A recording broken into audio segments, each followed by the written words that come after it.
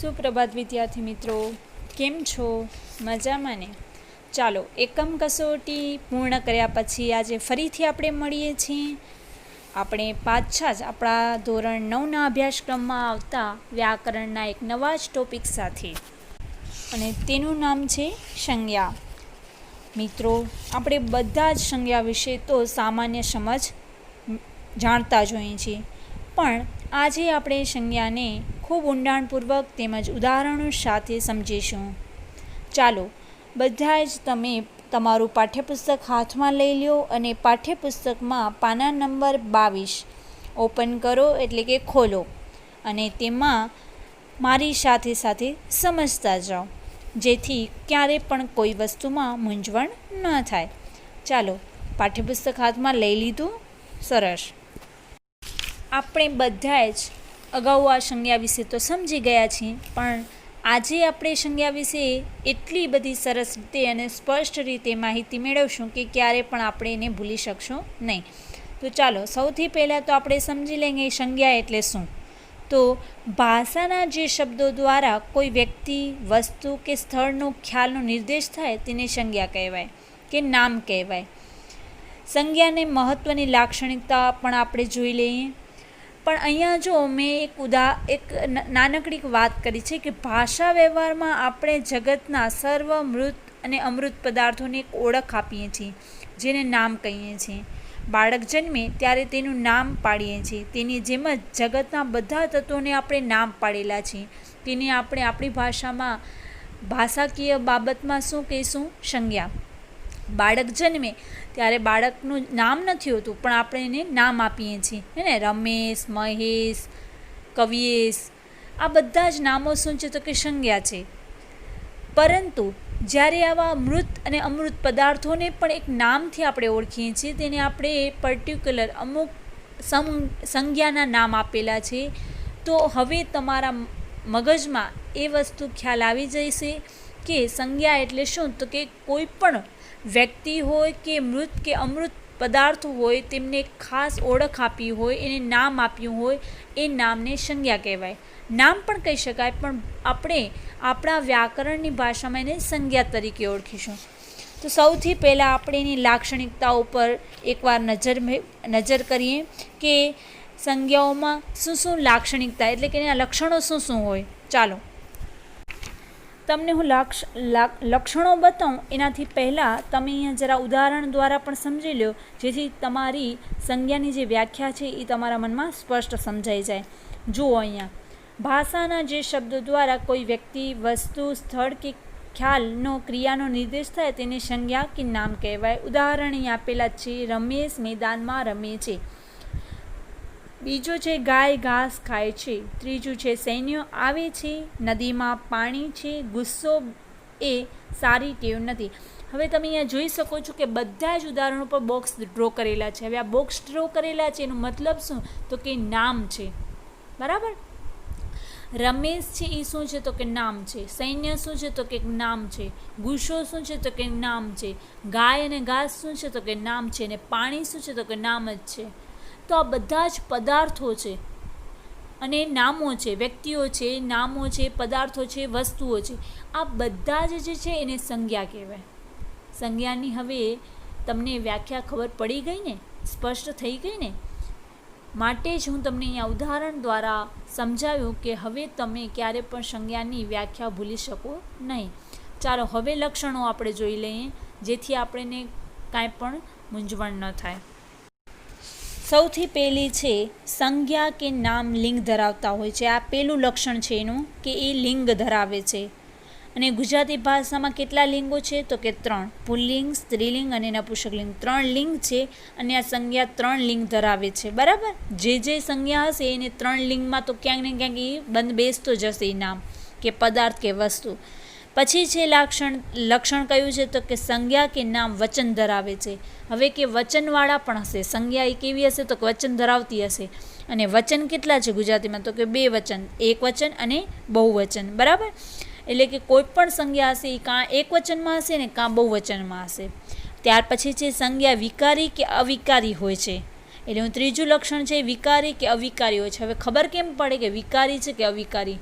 તો ચાલો જોઈએ કે વિકારી સંજ્ઞા એટલે શું. તો કે વિકારી સંજ્ઞા એટલે કે લિંગ કે વચન અનુસાર જે સંજ્ઞાનું રૂપ બદલાય તેને વિકારી સંજ્ઞા કહેવાય.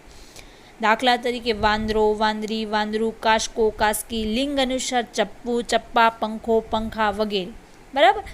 આ બધા જ વિકારી સંજ્ઞા છે એ શું છે તો કે લિંગ અનુસાર સંજ્ઞાનું રૂપ બદલાઈ જાય છે. એટલે કે જેવું લિંગ સ્ત્રીલિંગ હોય તો એ પ્રમાણે એનો શબ્દનો પ્રયોગ થાય, એનો સંજ્ઞા એ રીતે વપરાય. અગર પુલ્લિંગ હોય તો પુલ્લિંગમાં એ પ્રકારની એની સંજ્ઞા પ્રયોજાય, અને અગર નપુંસકલિંગ હોય તો એ પ્રકારની એની સંજ્ઞા પ્રયોજાય છે. એટલે એને વિકારી સંજ્ઞા કહેવાય. જો ઉદાહરણ તરીકે કૂતરો તો પુલ્લિંગ, કૂતરું તો નાન્યતર, કૂતરી તો સ્ત્રીલિંગ અને કૂતરા તો બહુવચન. બરાબર. હવે આ વિકારી છે. જો આપણે એક કૂતરા વિશે બોલવું હોય તો આપણે એને એમ કહીશું કે આ કૂતરો ડાયો છે, આ કૂતરો ખૂબ જ વફાદાર છે. પણ જો તમારે એની સ્ત્રીલિંગની જાતિમાં હોય, એટલે કે કૂતરી હોય, કૂતરો ન હોય, તો તમે એને કૂતરો નહીં કહી શકો, તમે એને કૂતરી જ કહેશો. એટલે કે કૂતરી અહીંયા બેઠી છે, આ કૂતરી વફાદાર છે. બરાબર. એટલે સંજ્ઞા બદલાઈ ગઈ એની. પછી ત્યાર પછી છે કૂતરું, એટલે કે જો એ નાન્યતર જાતિ હોય, એટલે કે નાનકડું બચ્ચું હોય તો એ કૂતરું થયું, તો એ નાન્યતર જાતિ છે. તો તમે એમને કહી શકશો આ કૂતરું છે એ બહુ હોશિયાર છે, આ કૂતરું છે એ બહુ ચબરાક છે, ચાલાક છે. આવી રીતે લિંગ અનુસાર એનામાં સંજ્ઞા ફેરફાર થઈ જાય છે. એને તમે એક જ સંજ્ઞા ન આપી શકો. એ સ્ત્રીલિંગ હોય, પુલ્લિંગ હોય કે નપુંસકલિંગ હોય તો તમે એક જ કૂતરો એને શબ્દથી પ્રયોગ ન કરી શકો, એને બોલાવી ન શકો. એની દરેકે દરેક સંજ્ઞા ચેન્જ થઈ જાય.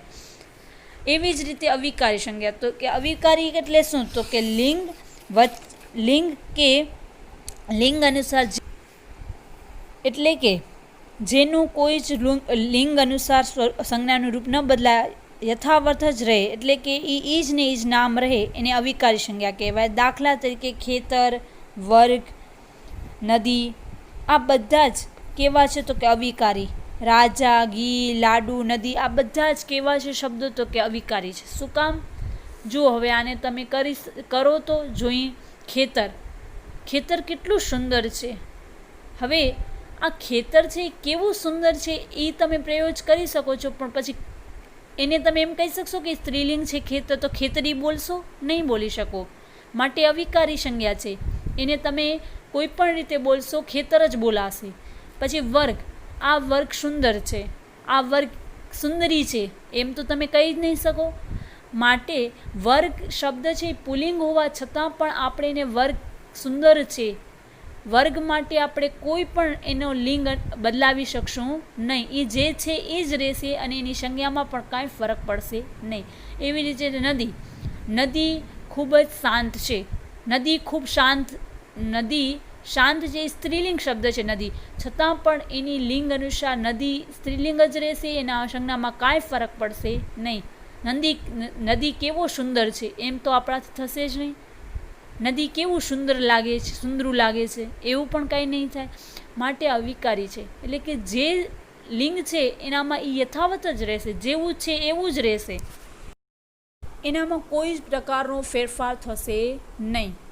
ખેતર એમ જ રહેશે, વર્ગ એમ જ રહેશે, નદી એમ જ રહેશે.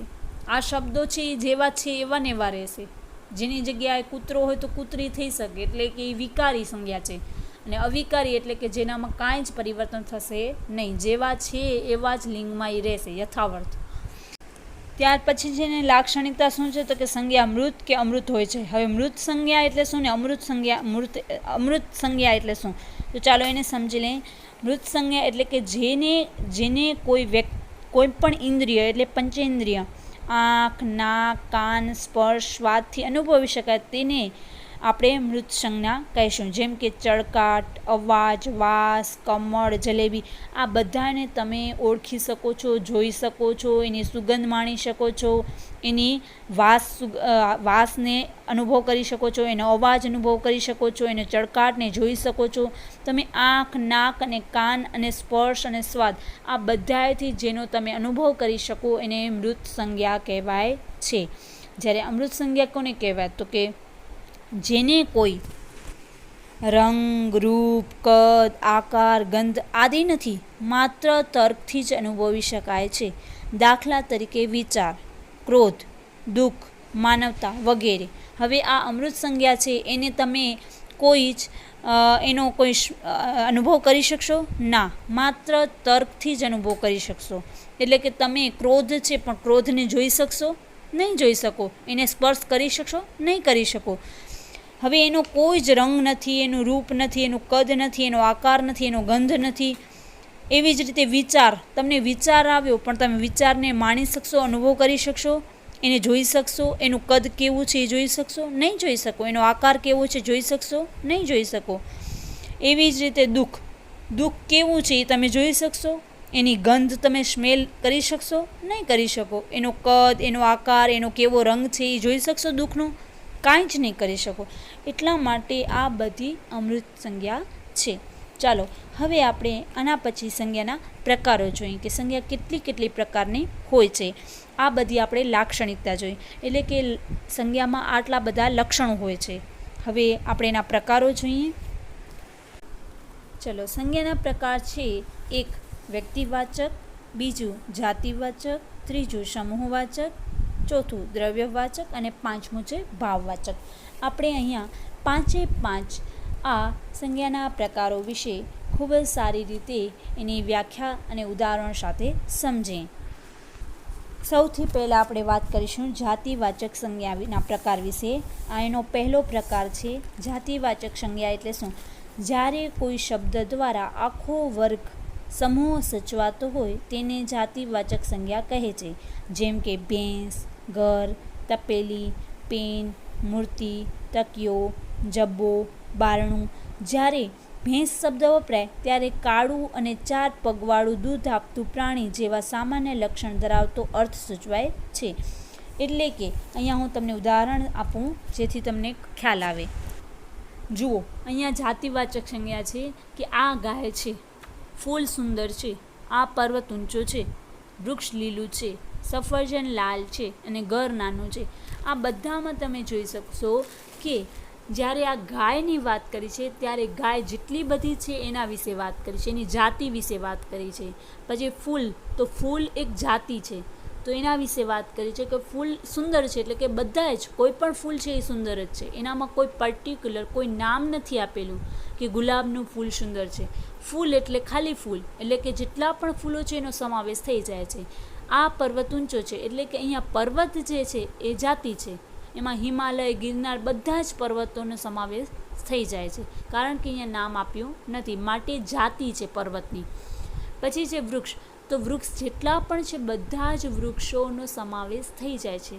આંબાનો, નારિયેળનો, કેળાનો બધા જ વૃક્ષ આવી જાય છે. વૃક્ષ બધા જ કેવા છે? લીલા છે. પછી છે સફરજન, તો સફરજન જેટલા પણ છે બધા સફરજનનો સમાવેશ થઈ જાય છે, એટલે કે સફરજનની એક જાતિ છે. પછી છે ઘર, તો ઘર છે એ કે શું છે? તો કે જાતિ છે. ઘર એટલે બધા જ ઘર આવી જાય. આવી રીતે કોઈ પણ જાતિ વિશે વાત કરવામાં આવે ત્યારે જાતિવાચક સંજ્ઞા કહે છે. જેમ કે એક ઉદાહરણ હું અહીંયા તમને આપું છું કે આ વૃક્ષો છે એ સુંદર છે, અથવા તો એમ કહું કે પર્વત બધા ઊંચા હોય છે. એના પછી હું તમને એમ કહું કે ગાય આપણી માતા છે. હવે આ ઉદાહરણો એટલે આપ્યા છે, ગાય આપણી માતા છે. હવે જેટલી પણ ગાયો છે બધી જ આપણી માતા છે. મેં કોઈ પણ ગાયને અનુલક્ષીને એને બતાવીને નથી કહી કે આ જે મારી સામે કાળા કલરની ગાય ઊભી છે એ આપણી માતા છે. મેં એમ કહ્યું નથી. મેં શું કહ્યું કે ગાય આપણી, એટલે કે ગાયની જે જાતિ છે એ બધાને મેં સંબોધીને કહ્યું છે. એવી જ રીતે પર્વત છે એ ઊંચો છે. હવે પર્વતની એક જાતિ છે, એમાં બધા જ હિમાલય, ગિરનાર, આબુ બધા જ પર્વતો ઊંચા છે એ મને ખબર છે, એટલે મેં એની જાતિ વિશે જ કહી દીધું છે, એટલે એ જાતિવાચક સંજ્ઞા થઈ. પણ હા, જો એમ આપ્યું હોત કે હિમાલય પર્વત ઊંચો છે તો એ વ્યક્તિવાચક થઈ જાત. આગળ આપણે વ્યક્તિવાચક સંજ્ઞા વિશે પણ જોઈશું, પણ આ તમને હું ખાલી તફાવત બતાવું છું કે જ્યારે કોઈ જાતિ, એટલે કે એનું ખાલી જાતિ ઉપર જ વાક્ય બનેલું હોય ત્યારે જાતિવાચક સંજ્ઞા હોય છે. ચાલો આગળ બીજા નંબરની સંજ્ઞા એટલે કે વ્યક્તિવાચક સંજ્ઞા વિશે જોઈએ. વ્યક્તિવાચક સંજ્ઞા એટલે જ્યારે કોઈ શબ્દ દ્વારા કોઈ ચોક્કસ વ્યક્તિ, પ્રાણી, પદાર્થ સૂચવાતું હોય તેને વ્યક્તિવાચક સંજ્ઞા કહે છે. જેમ કે પર્વત એ જાતિવાચક સંજ્ઞા છે, પરંતુ હિમાલય, ગિરનાર આદિ ચોક્કસ પર્વતનો નિર્દેશ કરે છે, તેથી તે વ્યક્તિવાચક સંજ્ઞા છે. સમજાઈ ગયું ને? જેવી રીતે જાતિવાચકમાં પર્વત ખાલી આવે છે, એટલે કે પર્વત જેટલા છે એટલા બધાનો નિર્દેશ થાય છે, એટલે એ જાતિવાચકમાં આવ્યો. પણ હિમાલય જ્યારે નામ આવ્યું એનું કે હિમાલય પર્વત એમ કહેવામાં આવ્યું ત્યારે વ્યક્તિવાચક થઈ ગયું, કારણ કે પર્વતનું નામ ઉદ્દેશીને એને નિર્દેશ કરવામાં આવ્યો છે, ખાલી ને ખાલી હિમાલયને જ નિર્દેશ કરવામાં આવ્યો છે.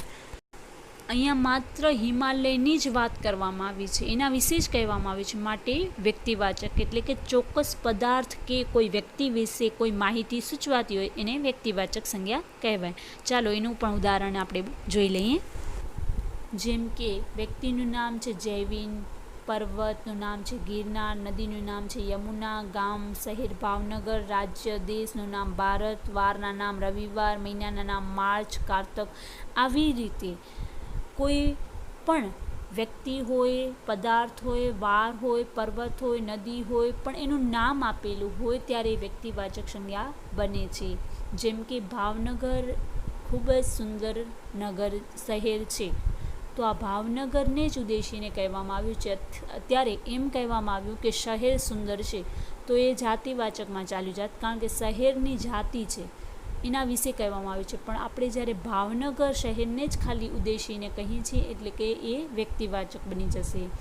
આપણે એમ કહીએ કે ભારત દેશ એ સમૃદ્ધ છે, તો ભારત દેશ જ ખાલી આપણો સમૃદ્ધ છે, બાકી કોઈ દેશને આપણે સંબોધીને કહેતા નથી, માટે વ્યક્તિવાચક થઈ જશે ભારત દેશ. એવી જ રીતે આપણે કહીએ કે કારતક મહિનામાં હું તમારે ઘરે આવીશ, એટલે કે તમે કારતક મહિના, એ કારતક મહિનો તમારો શું થઈ જશે? વ્યક્તિવાચક થઈ જશે. બરાબર? કોઈ બીજા મહિનાની વાત નથી કરી, પણ માત્ર ને માત્ર કારતક મહિનાની જ વાત કરવામાં આવી છે. હું રવિવારના ફરવા જઈશ, તો રવિવાર શું થઈ જશે? વ્યક્તિવાચકમાં, કારણ કે મેં માત્ર રવિવારની જ વાત કરી છે, બાકી કોઈ વારની વાત કરી નથી. અઠવાડિયાના બધા જ વારો ખૂબ સુંદર હોય છે, તો આવી રીતે મેં વાત નથી કરી, પણ મેં કોઈ એક જ વારને નિર્દેશ કર્યો છે, માટે વ્યક્તિવાચક સંજ્ઞા બનશે. અહીંયા આપણે એના અન્ય ઉદાહરણો પણ જોઈએ. જુઓ, આ બધા જ ઉદાહરણ વ્યક્તિવાચકના જ છે. શા માટે? તો કે ડૉક્ટર અબ્દુલ કલામ વૈજ્ઞાનિક છે. આ હિમાલય પર્વત છે, સૂર્ય પૂર્વમાં ઉગે છે. આજે રવિવાર છે, ભાવનગર જિલ્લો છે, અત્યારે કારતક મહિનો ચાલે છે, ગંગા નદી પવિત્ર છે. અહીંયા તમે જોશો કે દરેકે દરેક વ્યક્તિનું નામ આપેલું છે, દરેકે દરેક પદાર્થનું, દરેકે દરેક જગ્યાનું નામ આપેલું છે. અહીંયા વૈજ્ઞાનિક કોણ છે? તો કે અબ્દુલ કલામ છે, એનું નામ આપેલું છે, એને ઉદ્દેશીને જ કહેવામાં આવ્યું છે કે એ વૈજ્ઞાનિક છે, બીજા કોઈ વૈજ્ઞાનિક નથી અહીંયા. પછી સૂર્ય પૂર્વમાં ઉગે છે, એટલે કે અહીંયા પૂર્વ દિશા આપણને આપેલી છે. પછી આ હિમાલય પર્વત છે, એટલે આ પર્વત છે બીજો કોઈ નહીં પણ હિમાલય જ છે, એટલે એને વ્યક્તિવાચક કહેવાશે. આજે રવિવાર છે, બીજો કોઈ વાર નહીં પણ આજે રવિવાર જ છે. ભાવનગર જિલ્લો છે, બીજા કોઈ નહીં પરંતુ ભાવનગર જિલ્લો છે. એવી જ રીતે ગંગા નદી પવિત્ર છે, બીજી કોઈ નદીનું નામ નથી આપેલું, કે નદી પવિત્ર હોય છે એવું નથી, કે નદીઓ પવિત્ર હોય છે એવું નથી કહેવામાં આવ્યું, પરંતુ શું કહ્યું છે કે ગંગા નદી પવિત્ર છે, એટલે ગંગા નામ આપેલું છે, એટલે વ્યક્તિવાચક થશે. અત્યારે કારતક મહિનો ચાલે છે, બીજા કોઈ મહિનાની વાત કરી નથી, એને પર્ટિક્યુલર એને ચોક્કસ નામ આપવામાં આવ્યું છે. આવી રીતે તમારે ટૂંકમાં એટલું યાદ રાખવાનું રહેશે કે જ્યારે કોઈ વ્યક્તિ, વસ્તુ, પદાર્થ, જગ્યાને ચોક્કસ નામ આપવામાં આવ્યું હોય ત્યારે વ્યક્તિવાચક સંજ્ઞા બને છે.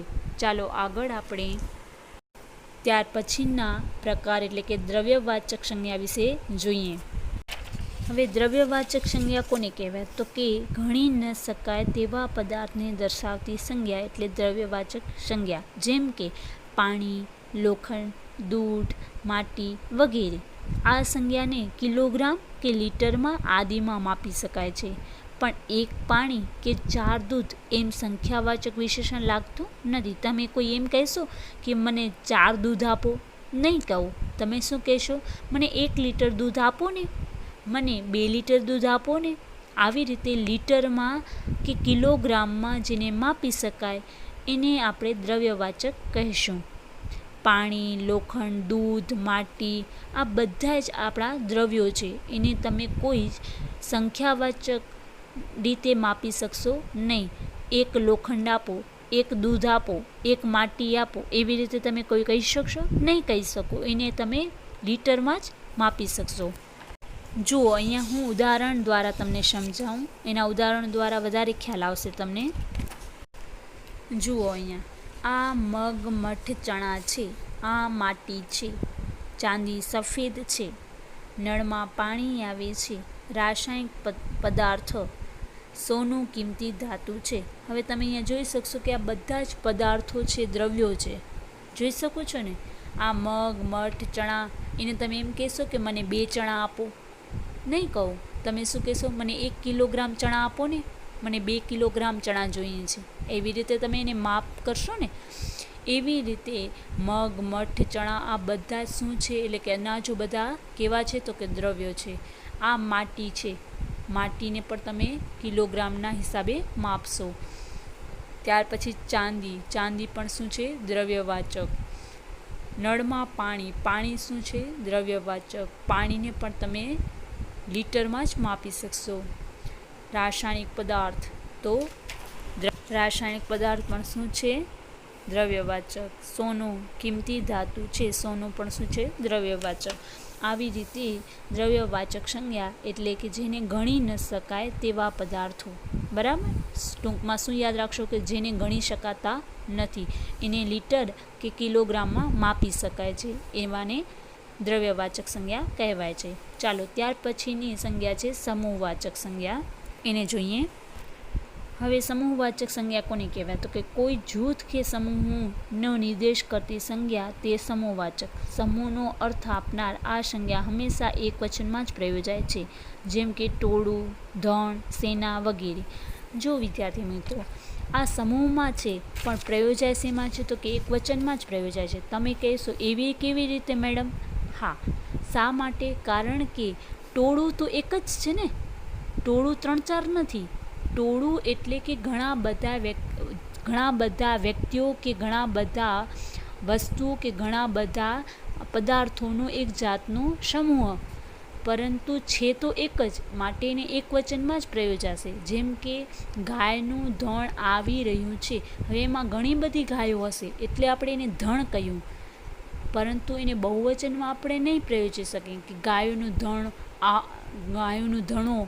આવી રહ્યો છે, એમ નહીં કહીએ. આપણે શું કહીશું? ગાયોનું ધણ આવી રહ્યું છે, એટલે કે એક વચનમાં જ પ્રયોજાશે. એવી જ રીતે આપણે કહીશું કે અહીંયા તો માણસોના ટોળું, માણસોનું ટોળું ભેગું થયું છે. એમાં માણસોના ઘણા બધા માણસો હશે એટલે એને ટોળું કહ્યું, પરંતુ શું કહીશું? એક વચનમાં જ બોલશું કે માણસોનું ટોળું અહીંયા આવી રહ્યું છે, અથવા તો માણસોનું ટોળું અહીંયા એકઠું થયેલું છે. એવી જ રીતે સેના. તો કે અહીંયા ભારતીય સેના આવશે. કાલે ભારતીય સેના અહીંયા રાષ્ટ્રધ્વજ વંદન કરવા માટે આવશે. તો આવી રીતે સેના આવી રહી છે. સેના અહીંયા અને રાષ્ટ્રધ્વજ કરી રહી છે. સેના અહીંયા બધાને જ સલામ કરી રહી છે. આ બધાને એક વચનમાં આપણે પ્રયોજી શકશું. ચાલો એનું પણ ઉદાહરણ જોઈએ. જો અહીંયા ઉદાહરણો તમે જોઈ શકશો કે ગાયનું ધણ પસાર થાય છે. સૈન્ય સલામી આપે છે. દ્રાક્ષનું ઝુમખું દેખાય છે. તમે અહીંયા જોઈ શકો છો કે કોઈ એક વસ્તુ નથી, ઘણા બધા છે, છતાં પણ તમે એક વચનમાં જ એનો પ્રયોગ કરી શકશો. શા માટે? તો કે એનું જૂથ એક જ છે. હવે અહીંયા દ્રાક્ષનું ઝુમખું છે. ઝુમખું કેટલું દેખાય છે? તો કે એક દેખાય છે, પણ ઘણી બધી દ્રાક્ષો છે, પણ ઝુમખું કેટલા છે? તો કે એક જ છે. ગાયનું ધણ પસાર થાય છે. ગાયો ઘણી બધી છે, પણ એનું ધણ કેટલું છે? તો કે એક જ ધણ આવી રહ્યું છે. પછી સૈન્ય સલામી આપે છે, એટલે સૈન્ય ઘણા બધા છે. અહીંયા સૈનિકો ઘણા બધા છે, પણ સૈન્ય શું છે? એક જ છે ને. એક જ સૈન્ય છે. આપણે કહી શકીએ કે આ બાજુની સેના અહીંયા ઊભી રહેશે અને પૂર્વ દિશાની સેના અહીંયા આવીને ઊભી રહેશે. તો આપણે બંને સેનાને સંબોધન કર્યું, છતાં પણ આપણે સૈન્ય એક જ સેના જે છે એ એક જ સેનાને ઉદ્દેશ્યન કર્યું છે. એ સેનામાં બધા જ સૈનિકોને ખ્યાલ આવી જાય છે, માટે અહીંયા સમૂહવાચક સંજ્ઞા કહેવાય છે. આવી રીતે કોઈ પણ વર્ગની વ્યક્તિઓ કે પદાર્થોના સમૂહને જે દર્શાવે એને સમૂહવાચક સંજ્ઞા કહેવાય. ત્યાર પછી આપણે જાણીએ ભાવવાચક સંજ્ઞા. હવે ભાવવાચક સંજ્ઞા એટલે શું? તો કે ભાવનો નિર્દેશ કરતી સંજ્ઞા એટલે ભાવવાચક સંજ્ઞા. જેમ કે માનવતા, સુખ, ક્રોધ, મજા, આ બધા જ શું છે? તો કે ભાવો છે. એનો કોઈ આકાર, કદ કે એ વસ્તુ નથી, બરાબર? એ ભાવો છે.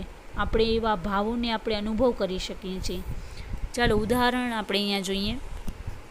જેમ કે પ્રાર્થના, સેવા, ગુસ્સો, વિચાર, હાસ્ય, નિરાશ, આ બધા જ કેવા છે? તો કે ભાવો છે. એને આપણે અનુભવ કરી શકીએ છીએ, એને આપણે ફીલ કરી શકીએ છીએ કે બધા જ ગરીબોની સેવા કરવી જોઈએ. આ ભાવ છે, સેવાનો એક ભાવ છે. ગુસ્સો, મને ખૂબ જ ગુસ્સો આવે છે. હવે ગુસ્સો શું છે? એક જાતનો ભાવ છે.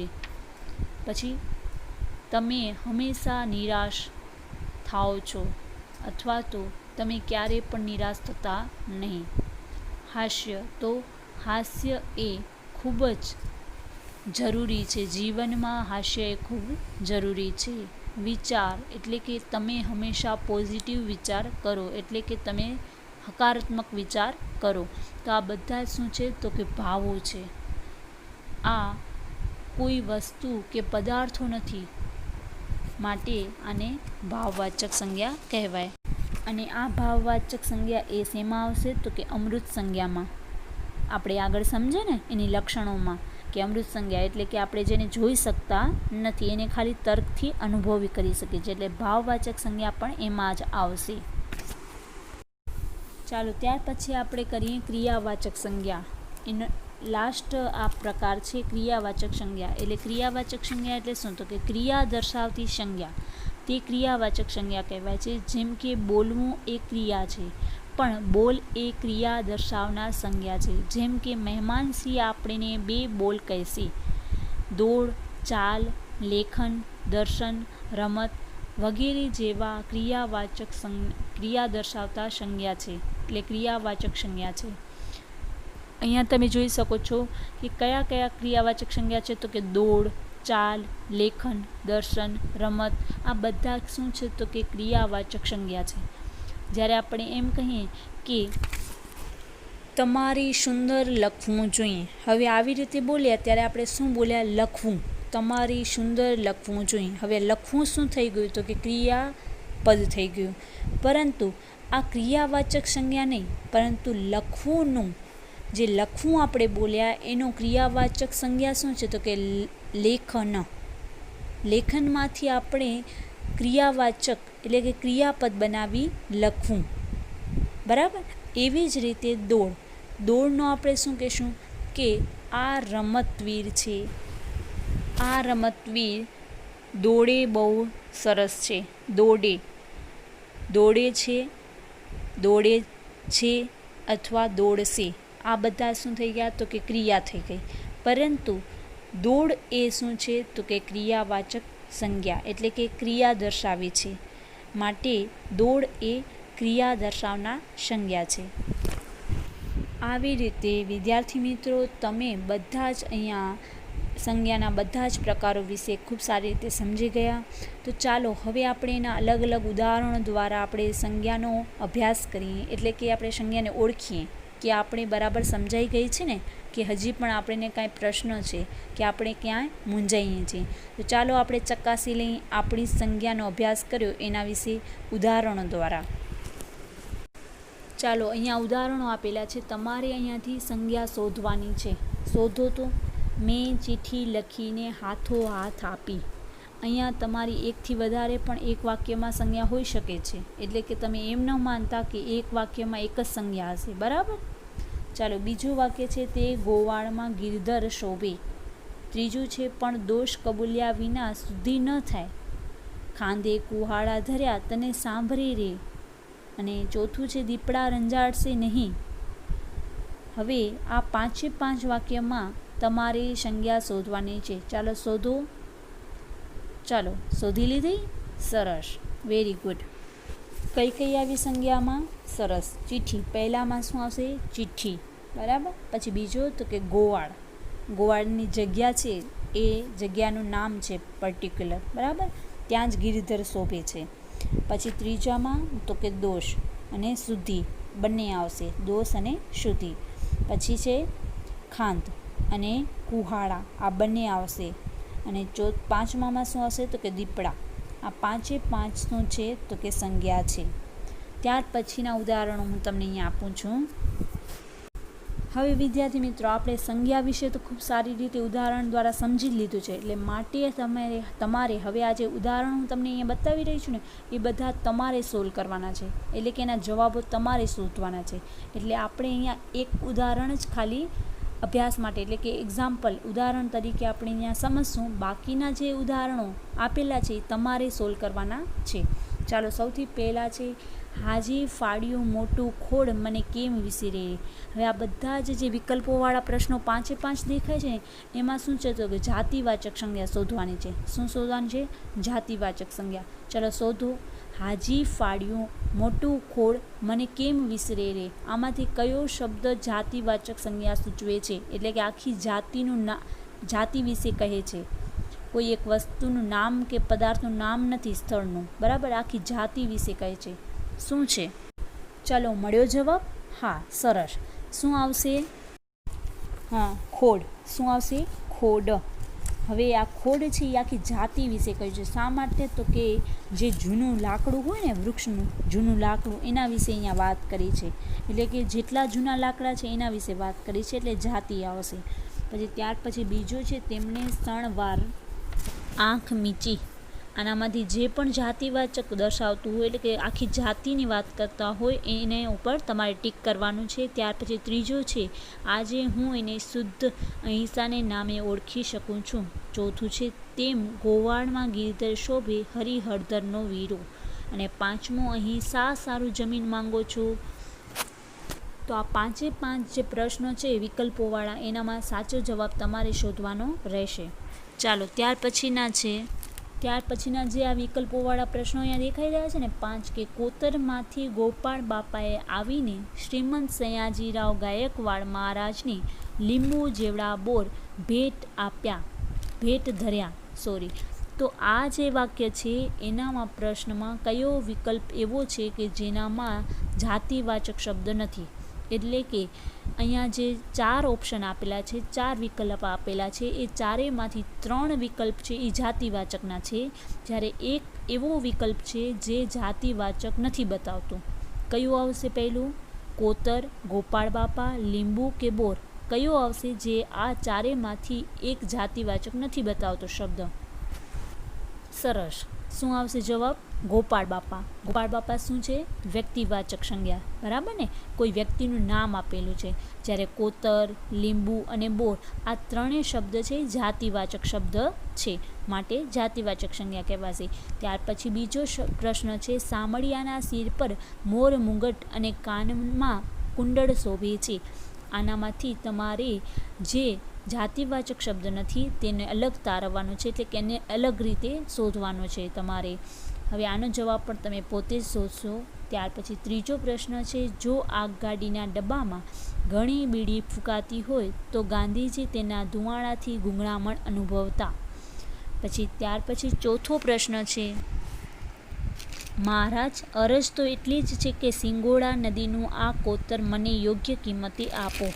બરાબર. આનામાંથી પણ તમારે સાચો જવાબ શોધવાનો રહેશે. પાંચમો પ્રશ્ન છે મહારાજ શ્રીમંત સયાજીરાવ આવા એક કોતરની ભેખડ ઉપર 1-2 અંગરક્ષકો સાથે ઊભા હતા. આ બધા જ જે પ્રશ્નો છે વિકલ્પોવાળા, એનામાંથી તમારે જે જાતિવાચક શબ્દ નથી તે શોધવાનો રહેશે. તે તમે પોતાની રીતે પોતાના પ્રયત્ને શોધશો. ચાલો ત્યાર પછી ત્યાર પછી આપણે અહીંયા શું કરશું તો કે આપણો પરિચય આપવાનો છે. તમારું નામ, તમારા પિતાજીનું નામ, તમારી માતાનું નામ, તમારો જન્મ કયા મહિનામાં થયો છે, આ બધું જ તમારો પરિચય છે તમારે શોર્ટમાં એટલે કે એક શબ્દમાં આપવાનો છે. આપશો ને?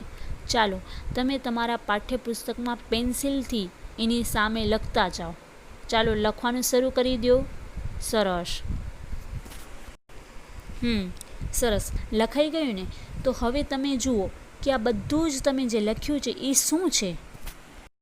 હવે તમે અહીંયા જે બધું લખ્યું છે એ શું લખ્યું તો કે જગ્યાનું નામ લખ્યું, કોઈ વ્યક્તિનું નામ લખ્યું, જગ્યા લખી, તહેવારનું નામ લખ્યું, પર્વતનું નામ લખ્યું, પ્રવાસનું નામ, પ્રવાસ ગયા હતા એ જગ્યા સ્થળનું નામ લખ્યું, મિત્રનું નામ લખ્યું, આ ખેલાડીનું નામ લખ્યું, નેતાનું નામ લખ્યું. આ બધા જ નામો લખ્યા, જગ્યાઓના નામ લખ્યા, શાળાઓના નામ લખ્યા, શહેરના નામ લખ્યા, નદીના નામો લખ્યા. આ બધા જ નામો શેમાં આવે?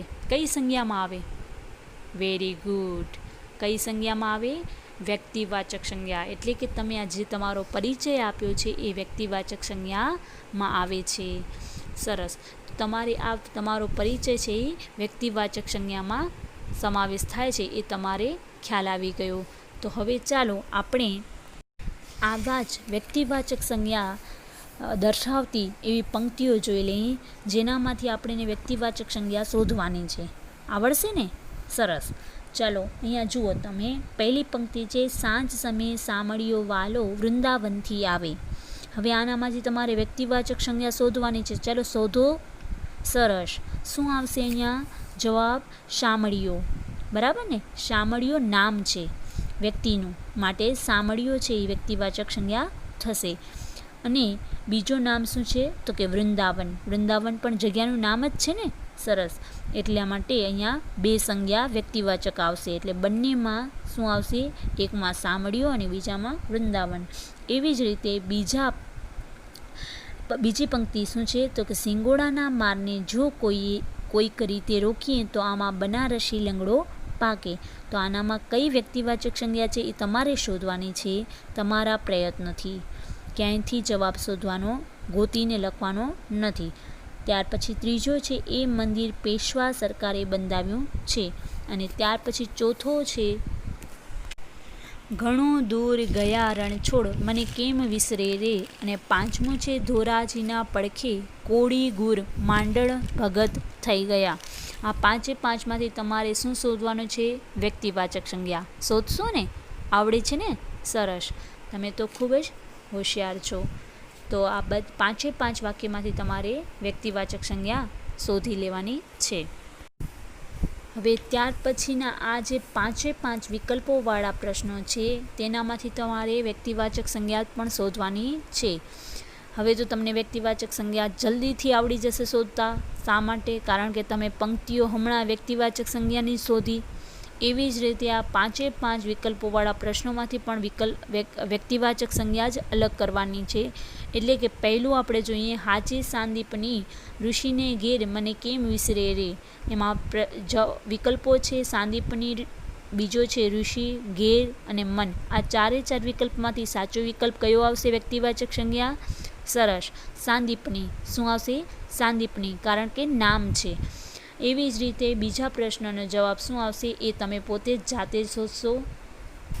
બીજો છે, આ તુલસી શ્યામ જવા આવવાનો ધોરી માર્ગ છે.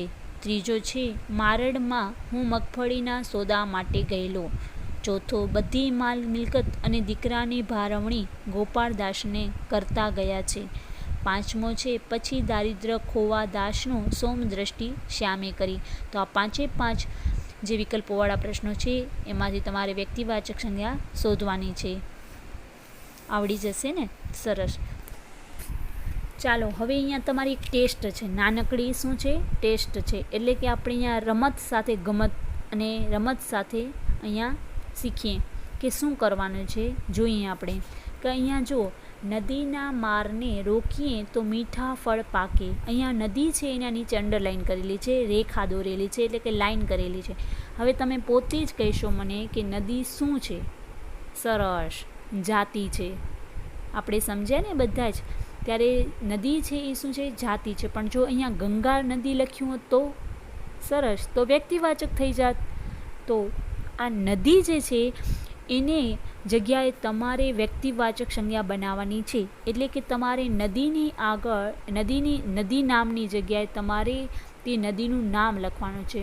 પણ કેવી રીતે લખવાનું છે? તો કે તમારા પાઠ્યપુસ્તકમાં, તમારા જે લેશનમાં જે પાઠની કે કવિતાની આ લાઈન છે એનામાં જે નદીનું નામ છે, જે ઉલ્લેખ છે, એ નદીનું નામ અહીંયા લખવાનું છે. તમને ખ્યાલ છે આ કયા પાઠનો લાઈન છે? હા, સરસ. ચોથો પાઠ એટલે કે ગોપાળ બાપામાં આ લાઈન આવે છે, આ વાક્ય આવે છે કે સિંગોડાના મારને કોઈક રીતે રોકીએ તો આમાં બનારસી લંગડો પાકે.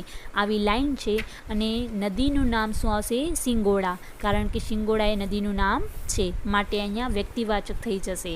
પછી બીજો છે, પછી ગુરુજી શોધવા નિસર્યા તને સાંભળે રે. હવે આ કાવ્યની પંક્તિ કઈ કાવ્યમાંથી લેવામાં આવી છે? હા, સરસ. કાવ્ય 3 પછી સાંભળ્યો બોલ્યા રે. તમે તો ખૂબ જ હોશિયાર છો. અને એનામાં કયા ઋષિની વાત છે? તો સાંદીપની. એટલે તમે અહીંયા ગુરુજીની જગ્યાએ શું લખશો? સાંદીપની. એટલે અહીંયા વ્યક્તિવાચક સંજ્ઞા બનશે. ચાલો, ત્યાર પછી તમારે ત્રીજા, ચોથા અને પાંચમામાં સાચા જવાબ તમારે પોતાને લખવાના છે. એટલે કે પિતાજી આવી શાંત ક્ષમા પિતાજીના સ્વભાવથી પ્રતિકૂળ હતી. એટલે પિતાજીની જગ્યાએ તમારે પિતાજીનું નામ લખવાનું છે, એટલે વ્યક્તિવાચક સંજ્ઞા બનશે. પછી છે ભગવાનના મંદિરે જઈ દર્શન કરી શાંત થઈ જવું તેવો ઠરાવ કર્યો. ભગવાનનું નામ લખવાનું છે. પાંચમો છે ભગત કૂતરાને રોટલા નીરતા જાય. ભગતનું નામ લખવાનું છે, એટલે વ્યક્તિવાચક સંજ્ઞા બનશે. ચાલો, આવડી છે ને સર? ચલો, તમે તમારી રીતે તમારા પ્રયત્ન કરશો. હવે તમે વ્યક્તિવાચક ને જાતિવાચક સંજ્ઞાના તો આટલા બધા ઉદાહરણો જોયા અને સમજ્યા અને સોલ્વ પણ કર્યા. હવે તમારે કયા ઉદાહરણો સોલ્વ કરવાના છે? તો કે સમૂહવાચક સંજ્ઞાના. આવડશે ને સમૂહવાચક સંજ્ઞા શોધતા? ચાલો શોધીએ. પહેલું છે, અહીંયા એક ઉદાહરણ આપેલું છે કે આગળ ગોધન પાછળ સાજન મનમાં મોહ ઉપજાવે. એટલે અહીંયા શબ્દ કયો સમૂહવાચક છે? તો કે ગોધન. ગોધન એટલે ગાયોનું ધણ, બરાબર? એટલે સમૂહવાચક થશે. ગાયોનું ધણ એ સમૂહવાચક સંજ્ઞા છે. બીજો છે એક જ આદમીના પોણીએ આ કોતરોને આંબા, જાંબુ અને ચીકુના ઝુંડથી મહેકતા કરી મૂક્યા. અહીંયા તમારે સમૂહ શોધવાનો છે. ચાલો શોધો. મળ્યું? સરસ. શું આવશે સમૂહવાચક સંજ્ઞા અહીંયા? હા, ઝુંડ. શું આવશે? ઝુંડ. એનો જવાબ આપશે. કારણ કે ઝુંડ છે એ ઘણા બધા વસ્તુઓનો, ઘણા બધી ફળોનો એક ઝુંડ છે. આપણો એક પહેલો રહી ગયો, 3 ભારા બાંધ્યા દોરડે તને સાંભળે રે. આનામાં સાચો જવાબ શું આવશે સમૂહવાચક માટે? હા, ભારા. બરાબર? ભારામાં ઘણા બધા લાકડાઓ હશે. એવી જ રીતે ત્રીજો, ચોથો અને પાંચમો સોલ તમારે પોતાની રીતે તમારા પ્રયત્ન કરવાનો છે. બધા શિકારીઓ ગોરડની જાળીમાં દેખાતા બંધ થયા. ચોથું છે મૂડી નાખતા પહેલાં સૌ ગણને ગણીએ. અને પાંચમો છે તારા મંડળમાં જેમ સસિયર શોભે હેમે જડીએ હીરો. આ 5 વાક્યો છે, એનામાંથી સમૂહવાચક સંજ્ઞા તમારે શોધવાની છે. ચાલો, હવે તમને સમૂહવાચક સંજ્ઞા પણ શોધતા આવડી ગઈ. હવે આપણે શું શોધશું? તો કે ભાવવાચક સંજ્ઞા. ચાલો, આ ઉદાહરણો તમે જોઈ રહ્યા છો. અહીંયા 5 વાક્યો, એનામાંથી તમારે ભાવવાચક જે સંજ્ઞા છે ને એના નીચે અંડરલાઈન કરવાની છે. એક અહીંયા ઉદાહરણ તરીકે આપ્યું છે કે અમારી પરાધીનતા અમને સાલવા લાગી. અહીંયા કયો શબ્દ ભાવ બતાવે છે? તો કે પરાધીનતા. બરાબર? એનો ઉત્તર આપેલો જ છે, કારણ કે ઉદાહરણ છે. પછી પેલું છે આગળ ગોધન પાછળ સાજન મનમાં મોહ ઉપજાવે. આ આપણે શેનું જોયું? તો કે સમૂહવાચકનું જ ઉદાહરણ છે. પણ આમાંથી આપણે શું હવે શોધવાનું છે? તો કે ભાવવાચક સંજ્ઞા શોધવાની છે. તો શું આવશે આમાં ભાવવાચક સંજ્ઞા? કયો શબ્દ ભાવ દર્શાવે છે? સરસ. શું આવશે? મોહ. મોહ છે એ શું છે? ભાવ છે. પછી બીજો વાક્ય છે પણ અમને સંતોષ ન થયો. ત્રીજો છે બીજા બી ખાવાની હિંમત ન ચાલી. ચોથો છે હાજી નાનપણનો નેહ મને કેમ વિસરે રે. અને પાંચમો છે લીંબુ જેવડા બોર જોઈને ગાયકવાડ સરકારને આશ્ચર્ય થયું. આ 5 જે પ્રશ્નો છે એનામાંથી તમારે ભાવવાચક સંજ્ઞા અલગ કરવાની છે, એટલે કે એના નીચે અંડરલાઈન કરવાની છે તમારે પોતાની રીતે પોતાના પ્રયત્નએ. તો ચાલો હવે આપણે આગળ ક્રિયાવાચક સંજ્ઞાનો અભ્યાસ કરીએ, એટલે કે એના ઉદાહરણો જોઈએ. પણ આપણે આ ક્રિયાવાચક સંજ્ઞા વિશે આગળ સમજ્યું એવી જ રીતે એ ક્રિયાવાચક સંજ્ઞામાં ક્રિયાપદ ન હોય, પરંતુ શું હોય? સંજ્ઞા હોય. એટલે આપણે એક ઉદાહરણ પણ જોયું હતું, લખવું. એટલે લખવું શું છે? તો કે ક્રિયા છે. પણ લખવા વિશે વાત કરવાની હોય ત્યારે આપણે લેખન શબ્દ વાપરીએ છીએ, અને આ લેખન શું છે? તો કે ક્રિયાવાચક સંજ્ઞા કહેવાય. આપણી પાઠ્યકૃતિને આધારે આવી કેટલીક ક્રિયાવાચક સંજ્ઞાઓ આપણે ઓળખવાની છે. ચાલો ઓળખીએ. અહીંયા ઉદાહરણો આપ્યા છે. માંગણી કરે તો વરસ 3 થઈ ગયા. અહીંયાથી તમારે ક્રિયાવાચક સંજ્ઞા તમારે શોધવાની છે, ક્રિયાપદ નહીં, પરંતુ શું શોધવાનું છે? ક્રિયાવાચક સંજ્ઞા. માંગણી કરે તો વરસ 3 થઈ ગયા. શું આવશે અહીંયાથી? તમે શોધો. ચલો, ક્રિયાવાચક સંજ્ઞા કઈ છે? સરસ, માંગણી. માંગવું નથી, માંગણી. એટલે કે માંગણી એ ક્રિયાવાચક સંજ્ઞા છે. ચાલો બીજું છે, સિંગોડાના મારને રોકીએ તો આમાં બનારસી લંગડો પાકે. ચાલો આમાં કયું છે? શોધો. સરસ, મળ્યું ક્રિયાવાચક સંજ્ઞા. હા, શું આવશે આમાં? માર. મારવું નથી, નહીંતર શું થઈ જાત? ક્રિયાપદ થઈ જાત. પરંતુ અહીંયા માર છે એ ક્રિયાવાચક સંજ્ઞા છે, એટલે માર એ ક્રિયાવાચક સંજ્ઞાને આપણે અલગથી કરીશું, એટલે કે એની નીચે અંડરલાઇન કરીશું. એવી જ રીતે ત્રીજું વાક્ય, ચોથું વાક્ય અને પાંચમું વાક્યમાંથી પણ તમારે ક્રિયાવાચક સંજ્ઞા શોધવાની રહેશે, એટલે કે નીચે અંડરલાઇન કરવાની રહેશે તમારે પોતાની રીતે, પોતાના પ્રયત્નોથી. ત્રીજો છે, બધી માલ મિલકતને દીકરાની ભારવણી કરતા ગયા છે ગોપાળદાસને. ચોથું છે, તેમણે કોઈ દિવસ અમને એકે ભાઈને તાડન કર્યું હોય તેવું મને સ્મરણ નથી. અને પાંચમું છે, રામજીને મંદિરે જઈ દર્શન કરી શાંત થઈ જવું. બરાબર, આ 5 વાક્યમાંથી તમારે ક્રિયાવાચક સંજ્ઞા શોધવાની છે. હવે તમારે આ સંજ્ઞા વિશે તમારી ગુજરાતીની વ્યાકરણની બુકમાં લખવાનું છે. તો આ વિડીયોમાં મેં જેવી રીતે લાઇનમાં પહેલી સંજ્ઞાની વ્યાખ્યા, પછી તેમની લાક્ષણિકતાઓ, પછી તેમના પ્રકારો અને પછી તેમના ઉદાહરણો જેવી રીતે સમજાવ્યા છે એવી જ રીતે તમારે તમારી બુકમાં લખી નાખવાના રહેશે. પાઠ્યપુસ્તકના ઉદાહરણો જે વિકલ્પોવાળા અને વાક્યોવાળા જે ઉદાહરણો સમજાવ્યા છે લાઇનમાં, વિડીયોમાં, એવી જ રીતે તમારે ઉદાહરણો કરવાના રહેશે. બરાબર, એટલે વિડીયોમાં તમારે જોવાનું રહેશે. સૌથી પહેલાં હું તમને વ્યાખ્યા સમજાવી, ત્યાર પછી તમને ઉદાહરણ સમજાવ્યું, સંજ્ઞા એટલે શું, અને ત્યાર પછી તેમની લાક્ષણિકતાઓ સમજાવી, અને ત્યાર પછી તમને એના પ્રકારો, અને ત્યાર પછી એના ઉદાહરણો. આ બધું જ લાઇનમાં મેં સમજાવ્યું છે. તમારે પણ તમારી બુકમાં લાઇનમાં જ લખવાનું છે, અને બધા ઉદાહરણો તમારે લખવાના છે તમારી બુકમાં. સિવાય કે તમે જે વ્યક્તિવાચક સંજ્ઞામાં પરિચય, જે તમારી પાના નંબર, પેજ નંબર પાઠ્યપુસ્તકમાં 24 ઉપર તમારું જે વ્યક્તિવાચક સંજ્ઞા માટે પરિચય આપ્યો છે ને, તમારું નામ, તમારા પિતાજીનું નામ, તમારી માતાનું નામ, એ નહીં લખો તમારી બુકમાં તો ચાલશે. એક કટ કરી દેજો.